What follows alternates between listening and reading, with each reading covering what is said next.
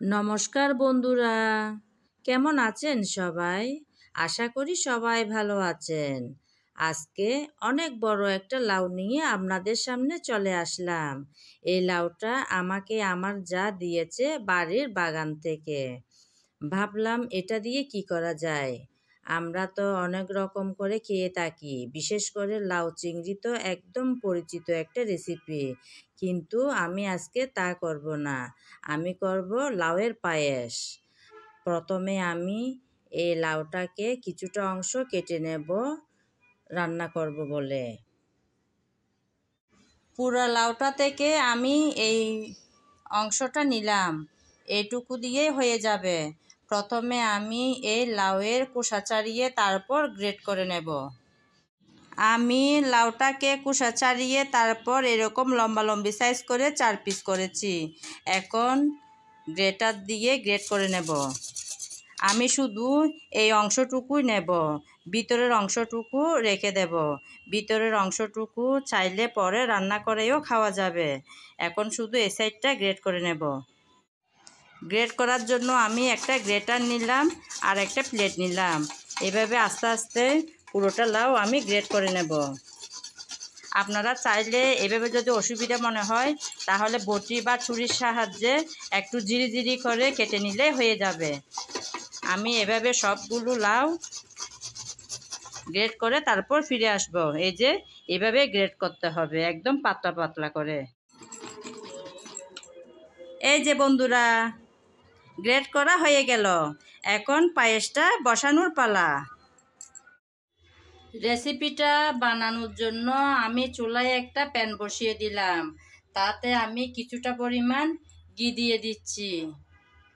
অল্প দিলেই হবে, কারণ আমার পরিমাণটা কিন্তু কম। ঘিটা দিয়ে দিলাম। ঘি দিয়ে আমি কিছুটা কিশমিশ ভেজে নেব। আজকের রেসিপিটাতে আমি কিশমিশ দেব।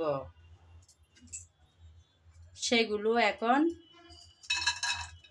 হালকা করে ভেজে নেব। বেশি কিন্তু লাল অথবা কড়া করে ভাজবো না, সামান্য একটু ঘিয়ের মধ্যে নেড়ে চেড়ে ভেজে নিলে হয়ে যাবে। হালকা করে নেড়ে চেড়ে নিয়েছি, এখন আমি তুলে নেব।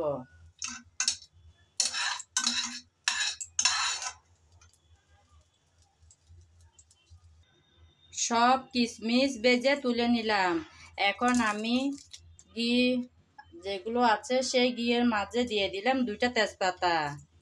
তারপর দিচ্ছি 2-3টার মতন এলাচ আর দারুচিনি।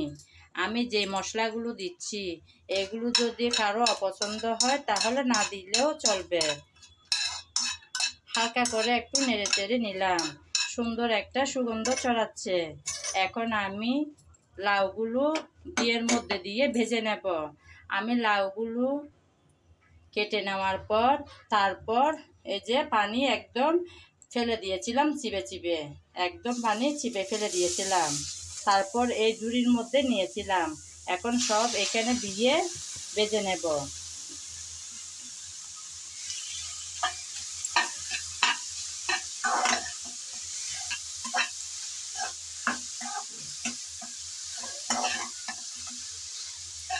খুব বেশিক্ষণ লাল লাল করে ভাজতে হবে না, সামান্য একটু 3-4 মিনিট নেড়ে চেড়ে ভেজে নিলে হয়ে যাবে। বেশিক্ষণ লাগবে না, কারণ আমি আগে থেকে পানি চিবিয়ে ফেলে দিয়েছিলাম।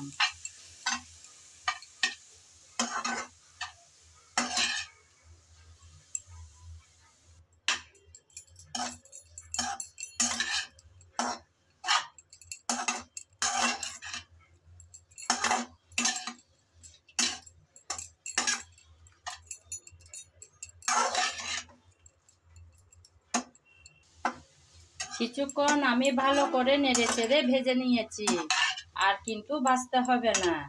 আমি আজকের পায়েসটার জন্য প্রায় 2 কেজি দুধকে ফুটিয়ে 1.5 কেজির মতন করে নিয়েছি। সেগুলোই আজকে এখানে দিয়ে দিচ্ছি।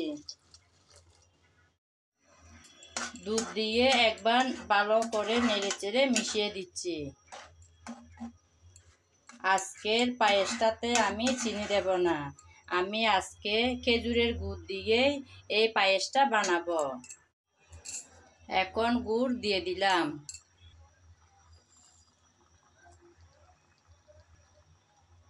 আপনাদের যদি গুড় দিতে ভালো না লাগে, অর্থাৎ গুড় দিয়ে পায়েস ভালো না লাগলে চিনি দিয়েও এই রেসিপিটা বানানো যায়। এখন নেড়ে চেড়ে প্রায় 8-10 মিনিট ভালো করে রান্না করে নিতে হবে। এরকম মিষ্টি খাবারে একটু লবণ দিলে আমার ভালো লাগে, তাই 1 চিমটির মতো লবণ দিয়ে দিলাম। প্রায় কিছুক্ষণ যাবত আমি নেড়ে চেড়ে ভালো করে ফুটিয়ে নিলাম। রান্না প্রায় শেষের দিকে। এই পায়েসের ঝোলটা যাতে একটু গাঢ় হয় সেজন্য আমি কিছুটা পরিমাণ চালের গুঁড়ো নিয়েছিলাম। সেখানে আমি আগে লিকুইড দুধ যেগুলো পায়েসের জন্য ফুটিয়েছিলাম ওখান থেকে কিছুটা দুধ দিয়ে আমি ভালো করে গুলে নিয়েছি। এখন এই চালের মিশ্রণটা দিয়ে দেব।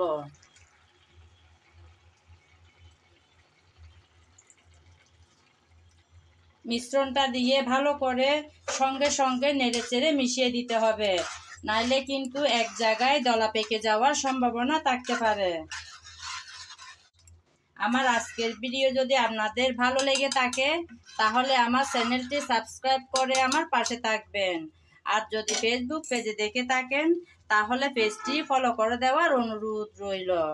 এখন আমি উপরে দিয়ে দেব আগে থেকে ভেজে রাখা কিশমিশগুলো। দিয়ে দিচ্ছি ভেজে রাখা কিশমিশগুলো। আপনারা চাইলে অন্যান্য বাদামও দিতে পারেন। আমার এই পায়েসের মধ্যে কিশমিশটাই ভালো লাগে, সেজন্য এটাই দিচ্ছি। এটা সম্পূর্ণ নিজেদের চয়েসের উপর, যে যেমন খেতে পছন্দ করেন সেরকম রান্নাটা বসাবেন। অনেক মজার, কিন্তু চাইলে আমার রেসিপিটা ফলো করে একবার ট্রাই করতে পারেন।